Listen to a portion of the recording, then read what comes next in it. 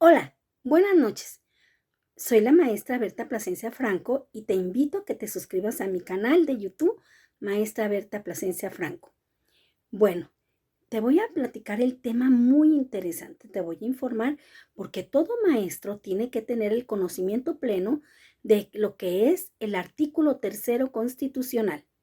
Mira, para empezar te voy a hablar que este artículo tercero, el cual la gran premisa es que toda persona tiene derecho a la educación.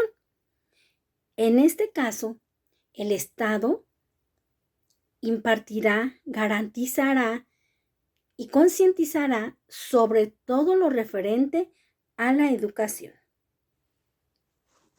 entendiéndose como Estado a la Federación, a todos los estados de la República, a los municipios y a la Ciudad de México, y abarca lo que es la educación básica, que viene siendo la educación inicial, que es preescolar, primaria y secundaria, la media superior y la superior, siendo la primera y la segunda obligatorias.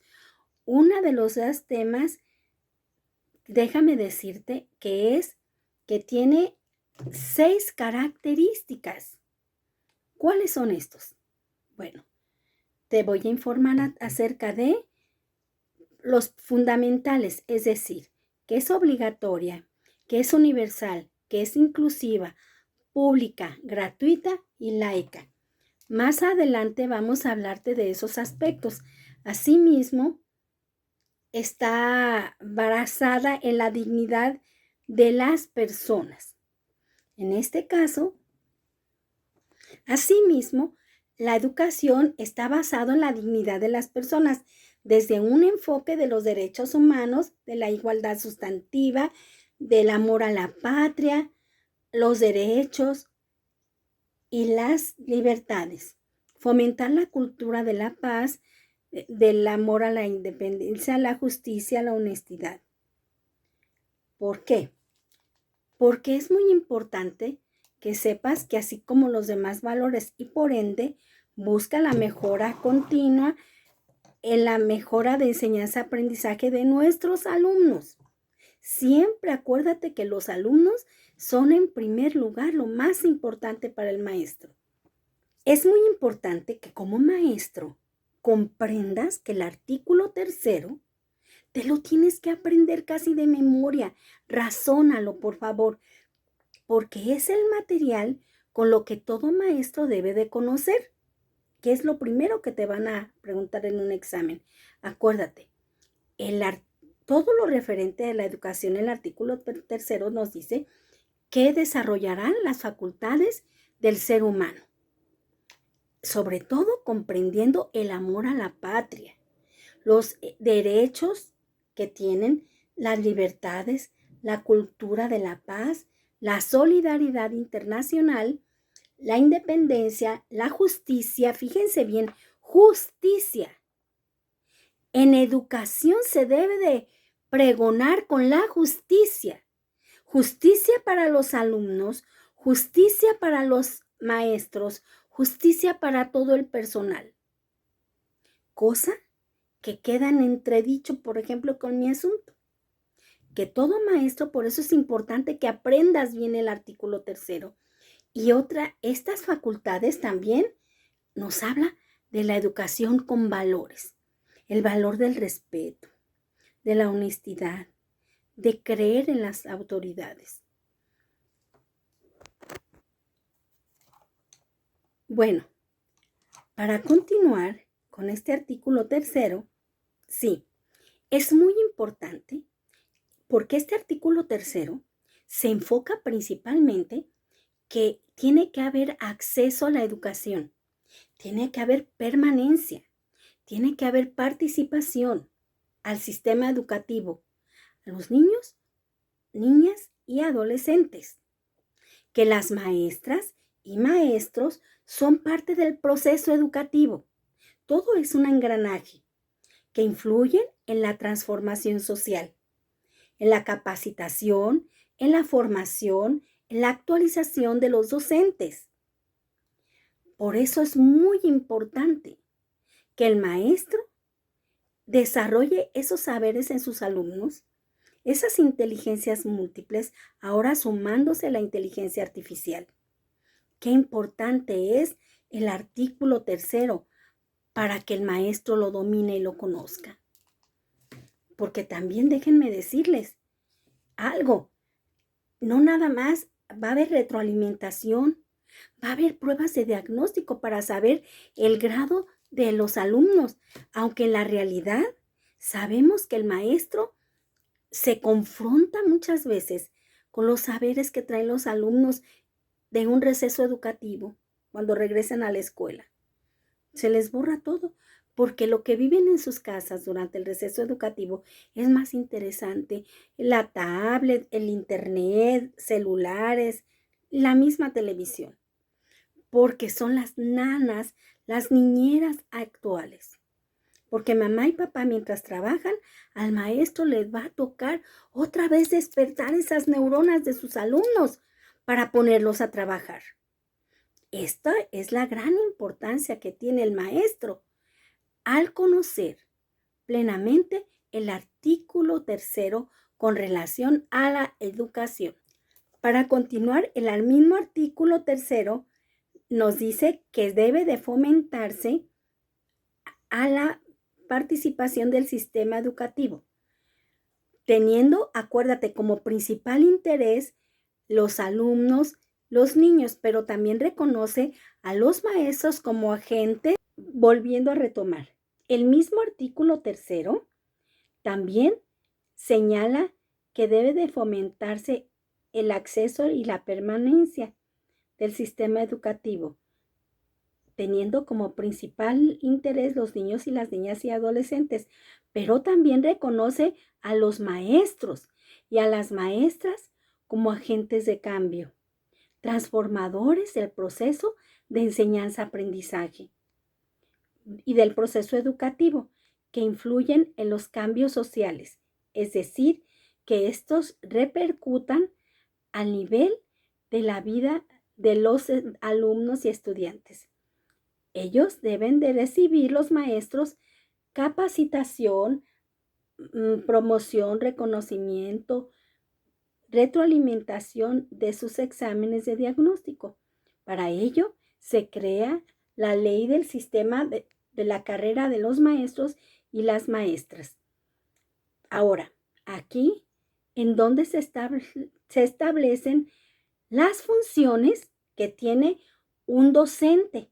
¿Qué funciones tiene un directivo? ¿Qué funciones realiza un supervisor de zona o supervisores? Se especifica muy claramente en el artículo 3 constitucional cuáles son sus funciones específicas. Acuérdense que las funciones están implícitos los derechos laborales, porque tu función es por la que fuiste contratada o contratado y por la cual nadie te puede arrebatar tu trabajo porque una autoridad se le pegó su gana y creyó que ahora ya no eres maestro. Te convierto en director en automático. ¿Qué crees? Que antes así se podía. La maestra automaticista contó que ella llegó a una escuela, tenía pocos meses de llegar a una escuela, que tenía una área, una manzana enorme de extensión, la escuela, de la cual estaba pegada una casa adjunta a la escuela, que por el patio de la escuela se daba vueltita y había como unos cuartos grandes, había camas y el estacionamiento lo cobraban. Claro que la maestra Tomasita no era conveniente en esa escuela porque ya estaba haciendo investigaciones a dónde iba a parar ese dinero del estacionamiento de la escuela Cedros del Líbano. Por lo tanto, como sabían que la maestra Tomasita trabaja de manera honesta y correcta, claro que no les iba a gustar. Luego comenzaron a armar una mole, porque créanme que hay escuelas en donde ejercen el poder político y económico algunos grupos. Resulta que había un intendente en otra escuela de Por Oblatos. De intendente, en un mes o dos, pasó a ser administrativo. Y luego, en automático, pasó a ser maestro en la escuela Cedros del Líbano y le dieron ya la función de maestro. Pero luego hubo una persona que dijo, no, tú no puedes brincar de intendente en pocos meses hasta maestro, es un proceso. Por lo tanto, el maestro demandó a secretaría, porque antes se podía hacer todo lo que les pegaba su gana. Pero este maestro llegó a la primaria justamente para ejercer presión con los mismos maestros y convencerlos que la maestra Tomasita no era buena persona, no era conveniente. Y juntaron padres del turno de la tarde, juntaron a los maestros, que sin esos maestros en el 2010, que no hicieron, que la maestra Tomasita no les hizo nada, no se explica a la maestra Tomasita si eran sus amigos, los consideraba muchas veces sus hermanos o hermanas, porque cuando duras muchos años en una escuela, dejan de ser tus compañeros de trabajo y forman a ser parte como de tu familia, porque se entrelazan amistades. Y resulta que esas personas que llegaron de otras dos escuelas, precisamente para confabular y correr a la maestra Tomasita, perdón. Y no nada más eso, el maestro de intendente pasó a maestro, sino que un maestro de primaria, en automático, estando reunidos en una mesa redonda, los directores encargados o directores titulares con maestría y doctorado, dice el titular, todos son una bola de penitentes. Ninguno tiene la capacidad porque voy a elegir a un maestro de grupo como supervisor, porque todos ustedes no me sirven para nada. Son una bola de ineptos. Entonces yo levanté la mano y le dije, no acepto esas ofensas porque yo soy una persona que me he preparado con mucho esfuerzo.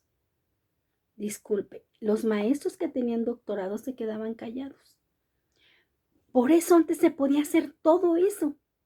Y por eso en el momento en el 2010 que me retiran del cargo de esa escuela, tenía unos meses de haber estado. Y les pregunté cuál era la razón de que me la enviaban al sector 21.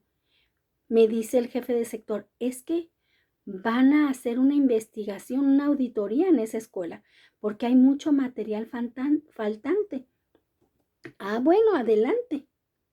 En ese tiempo había mucho material de enciclomedia, pero pues se lo robaban. En esa escuela se robaban todo. Esa escuela primaria tenía biblioteca y la quitaron para hacer la supervisión. Es un desbarajuste. Tenía una supervisión afuera y luego la cerraron, hicieron un cuarto. El supervisor que llegó después de la persona que confabuló para que se hicieran una cierta de anomalías. Ni siquiera me dejaron sacar mis documentos. El título, una persona de ahí de esa escuela, Cedros del Líbano, dice la maestra Tomasita, que se quedaron con su título, sus documentos. Pero dice la maestra Tomasita, no importa, tienen mis documentos, pero se llevan un costal de sal en el lomo, porque todas las lágrimas que me están causando la van a llorar 200 veces 100. Por eso el artículo 3º, retomando, es muy importante el valor que dentro de este artículo 3º constitucional se le da a las funciones de los docentes, de los directores, de los supervisores que están delimitados, que ahora en la actualidad, para poder ejercer un cargo, tienes que tener la capacidad y la preparación y no nada más porque a alguien se le pegó su gana, como por arte de magia, ahora te convierto en intendente. Ahora te convierto a ti de directora, te me vas a administrativa. Y si no te corro, como me pasó a mí, que me sacaron sin tener elementos suficientes de parte de una autoridad superior que dijera que yo no tenía la capacidad para ejercer mi cargo. Y todo por la ineptitud e ineficiencia.